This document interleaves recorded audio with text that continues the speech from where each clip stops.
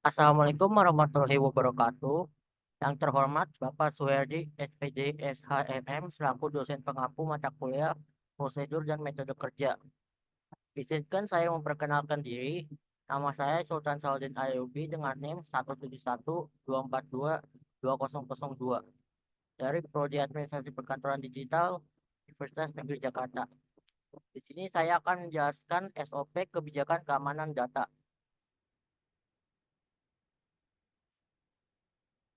Nah, tujuan dibuatnya SOP kebijakan keamanan data ini adalah untuk melindungi data dari akses yang tidak sah dan mencegah kebocoran data sensitif dan rahasia. Ruang lingkup prosedur ini berlaku untuk semua yang bertanggung jawab atas keamanan data di perusahaan. Lalu ada definisi. Definisi dari kebijakan keamanan data adalah suatu kebijakan atau pedoman yang berfungsi untuk melindungi data perusahaan atau organisasi dengan tujuan untuk perlindungan data dan keberlangsungan bisnis. Lalu di sini ada prosedur. Yang pertama itu adalah akses. Data hanya bisa diakses oleh orang-orang tertentu saja yang telah diberi izin oleh direktur. Hal ini bertujuan untuk menghindari akses data yang tidak sah. Lalu direktur memberikan akses pada administrator database. Administrator database di sini bertugas untuk memelihara database dan juga mengawasi data yang ada di database tersebut. Lalu akses tersebut diberikan kepada anggota yang bersangkutan, yaitu orang yang memiliki kemampuan dalam pengumpulan data, orang yang memahami tugasnya, dan paham dengan perangkat komputer. Lalu akses data hanya dimiliki oleh direktur, administrator database, dan anggota yang bersangkutan. Hal ini bertujuan untuk mengurangi risiko dan administrator juga wajib untuk mengisi data dan menganalisis risiko. Lalu yang kedua adalah pengumpulan data. Anggota akan mengumpulkan data lapangan yang nantinya akan dikirim hasil pengumpulan data tersebut pada administrator database. Nah, administrator akan lalu merapikan dan menyusun data tersebut dan lalu dia akan lanjut untuk menganalisis resiko.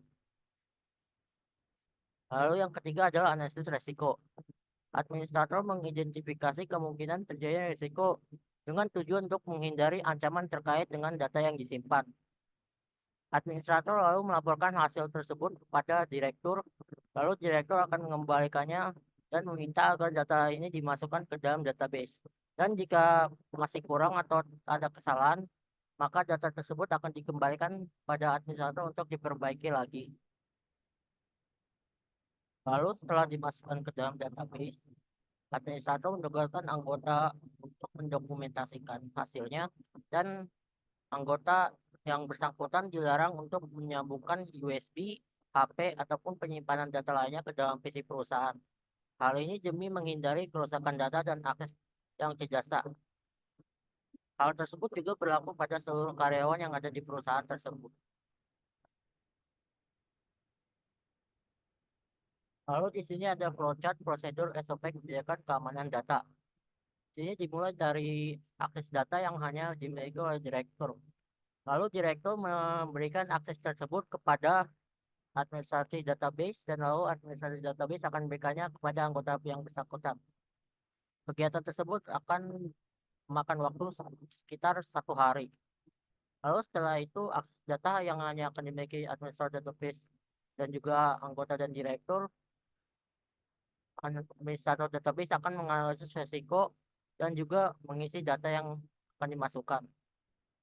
Lalu anggota akan mengumpulkan data lapangan yang nantinya akan dikirim ke administrator, di mana kegiatan ini akan makan waktu 4 hari.